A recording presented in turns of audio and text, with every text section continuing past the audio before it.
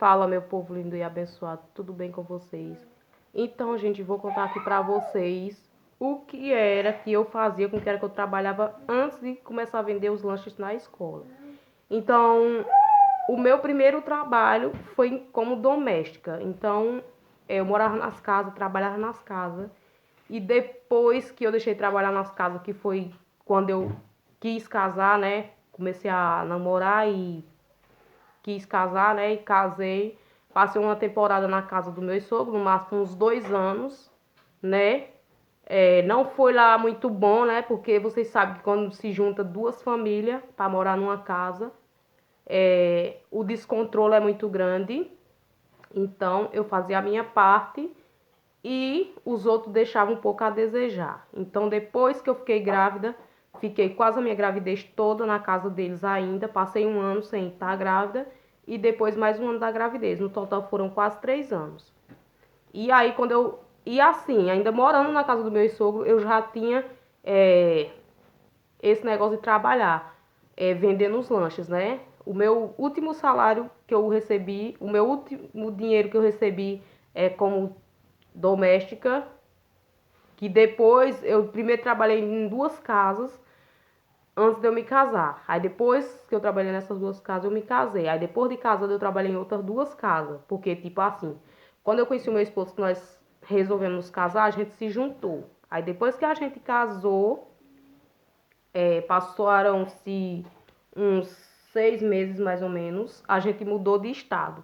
Aí nesse estado para onde a gente foi, lá era totalmente ruim de vender lanche, geladinho, essas coisas andando na rua. E lá não tinha outra opção, a não ser voltar a trabalhar em casa de família, essas coisas e tal. Primeiro eu fui trabalhar em... Não, fui trabalhar em uma casa de um policial. Tava tudo dando certo. Só que com o tempo, eu vi que eles estavam muito me usando assim, tipo, para fazer as coisas que eu não tinha sido contratada para fazer. Como, por exemplo, a mulher me contratou para olhar os meninos e limpar a casa. Limpar a casa assim, sacudir os móveis, varrer, passar pano, só isso. Depois ela já ficou me pedindo para lavar uma loucinha, depois já foi para fazer o almoço. Aí já foi ficando sério o negócio. Aí depois ficou me pedindo para levar os meninos na escola e esperar a hora do menino sair para me buscar. Porque, tipo assim, eu ia de 7 horas, saía 12 horas para vir para casa almoçar, voltava de 2 horas, saía de 4 horas. Só que se eu chegasse 5 minutos atrasada de manhã, que eu tinha que chegar às 7 em ponto. Se eu chegar às 7h05, já era motivo de uma reclamação. E quando eu ia sair para almoçar, muitas vezes ele saía para a rua para resolver alguma coisa, que o homem trabalhava muito fora. A mulher era quem ficava, que ela vendia aquelas coisas da Natura, né? Então ela saía para fazer entrega e tudo mais. Só que ela, muitas vezes ela saía quase na hora de eu ir me embora para casa almoçar para poder voltar de 2 horas. Aí às vezes eu passava quase 20 minutos esperando ela voltar. Aí os meninos dela iam de 1 hora para a escola. Então quando ela demorava, saía que demorava, eu era quem dava banho nos meninos e arrumava. E ficava esperando ela voltar. Se ela demorasse muito para voltar, eu levava os meninos na escola e esperava ela chegar para entregar a chave a ela. Quando ela não ligava e pedia para me deixar no bar que tinha do lado da casa dela, para quando ela chegar ela pegar.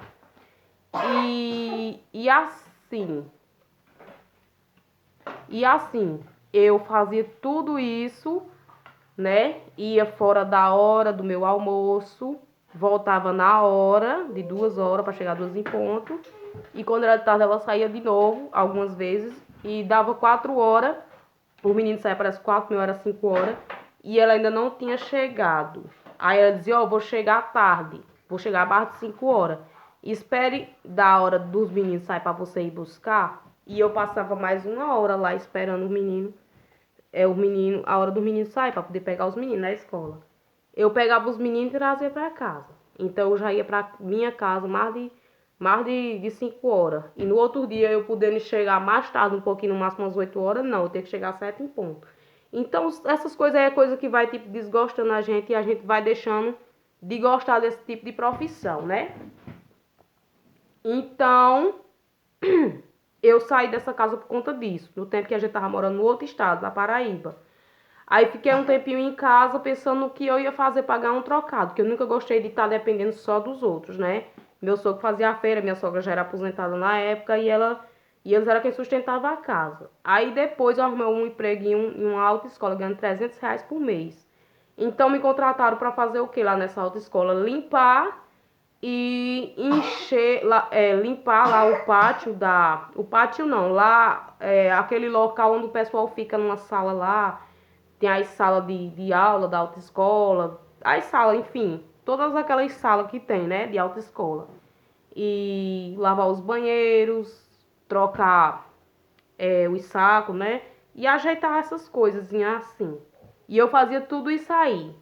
Depois começaram a me pedir para lavar a loucinha do café do dono dos donos da autoescola. Então eu fiz isso aí, fui só observando. Depois já tava me pedindo para encher uns vasilhames de água lá.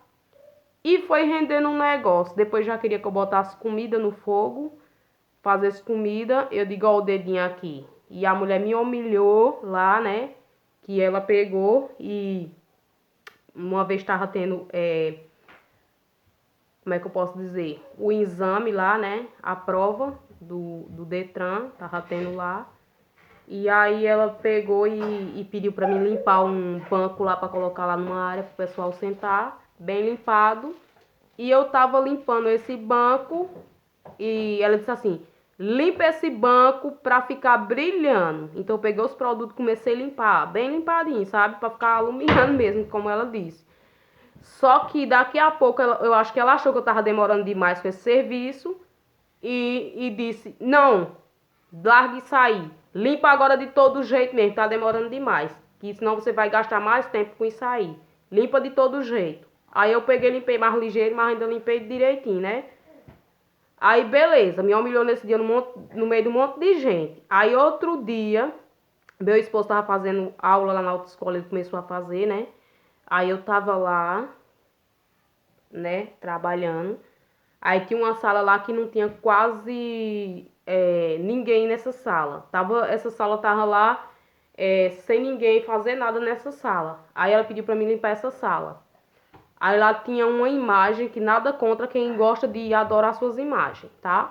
Lá tinha essa imagem lá.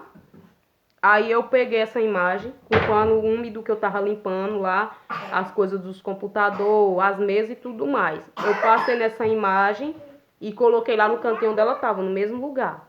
Só que quando a mulher voltou de lá, ela pegou essa imagem com o óculos dela, tirou assim, o óculos baixou e olhou assim e disse: "Essa imagem não tá limpa direito, limpe ela direito". Eu peguei e comecei a limpar de novo. E ela ficou me xingando, falando umas coisas lá, sabe? Não era palavrão assim, do tipo que vocês vão querer pensar aí não. Mas era coisas pesadas, sabe? Que pra uma pessoa que não tem costume de passar por essas coisas é muito constrangedor. Então meu esposo viu ela me humilhando, né? Aí eu comecei a chorar. Aí ela ficou com a cara dura dela, não falou nada, deixou eu lá, né? Com meus sentimentos lá, de humilhada. Aí eu fui me embora pra casa. Aí eu disse pra meu esposo que tava faltando, eu acho que uma semana pra mim receber o dinheiro. Eu vou ficar só o dia de eu receber esse dinheiro. Quando eu receber o dinheiro, eu vou picar o pé de lá, eu vou deixar ela lá, sem ninguém, pra ela aprender. Aí quando tava faltando 3 dias pra ela me pagar, eu peguei e disse a ela que não ia mais trabalhar. Aí ela pegou uma outra pessoa pra trabalhar lá. Aí eu peguei meu dinheiro, aí eu peguei R$ 300, né? Que ela só me pagava R$ 300. Já tava quase com um ano que eu tava trabalhando lá. Ela não tava com um ano, não. Acho que tava com uns 6 meses, mais ou menos, que eu trabalhava lá.